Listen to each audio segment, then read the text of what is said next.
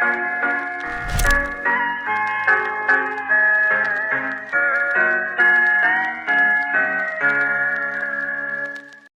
pagi semuanya.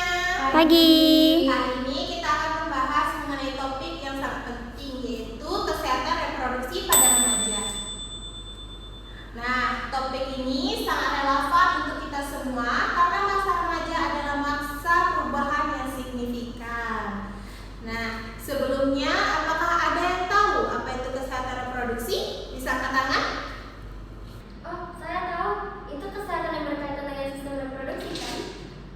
Betul sekali, kesehatan reproduksi mencakup kondisi sehat dari sistem reproduksi yang dimiliki oleh remaja.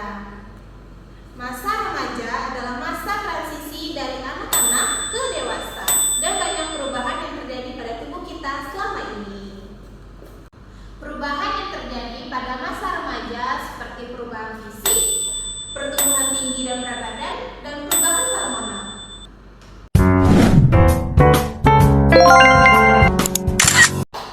Oke, di sini saya akan memberikan materi mengenai kesehatan reproduksi pada remaja.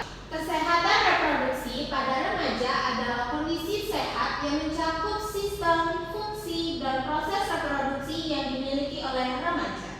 Nah, sehat dalam konteks ini tidak hanya berarti bebas dari penyakit atau kecacatan secara fisik, tetapi juga mencakup kesehatan mental dan sosial.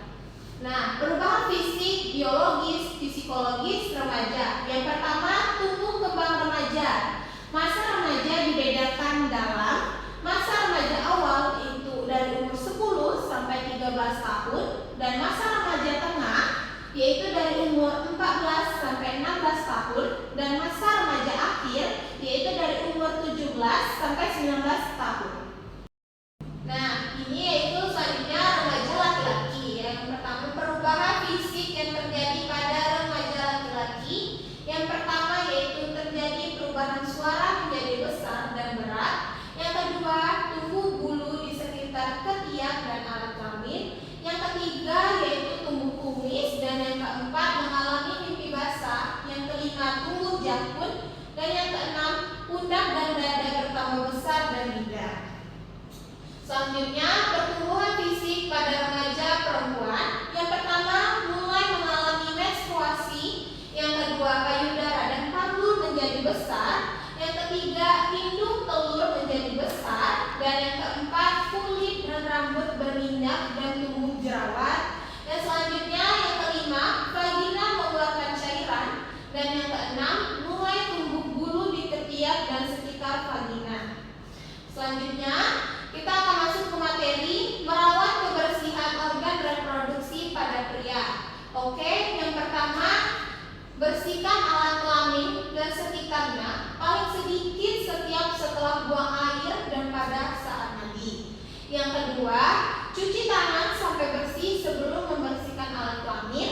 Yang ketiga, bersihkan daerah pangkal penis, buah jakar, dan batang penis dengan air bersih. Yang keempat, tariklah kulit batang penis ke arah atas sampai terlihat bagian yang berlekuk pada kepala penis. Hal ini perlu dilakukan karena pada bagian yang berlekuk mengendap produksi kelenjar yang disebut dengan sperma. Nah, selanjutnya, bersihkan sampai tidak ada kotoran atau sperma, bila perlu menggunakan sabun. Dan yang terakhir, jangan lupa cuci tangan sampai bersih setelah membersihkan alat kelamin. Oke, selanjutnya masuk ke merawat kebersihan organ reproduksi pada wanita atau pada perempuan. Yang pertama, bersihkan alat kelamin dan sekitarnya paling sedikit setiap setelah buang air dan pada saat mandi. Yang kedua, jangan lupa cuci tangan sampai bersih sebelum membersihkan alat kelamin.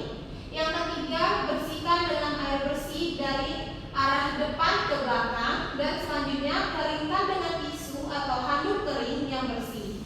Dan jangan lupa cuci tangan sampai bersih setelah membersihkan alat kelamin. Nah, ini ada beberapa penyakit menular dari seksual. Yang pertama yaitu kencing nanah, yang kedua sifilis, yang ketiga herpes, yang keempat candidiasis vagina, dan yang kelima trichomoniasis, dan yang keenam adalah HIV dan AIDS.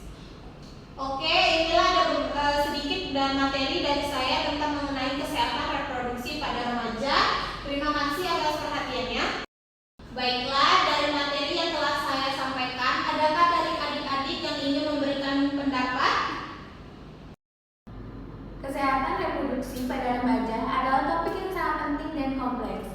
Masa remaja adalah periode transisi dari kanak-kanak ke masa dewasa yang melibatkan perubahan fisik, fisiologis, dan sosial yang signifikan.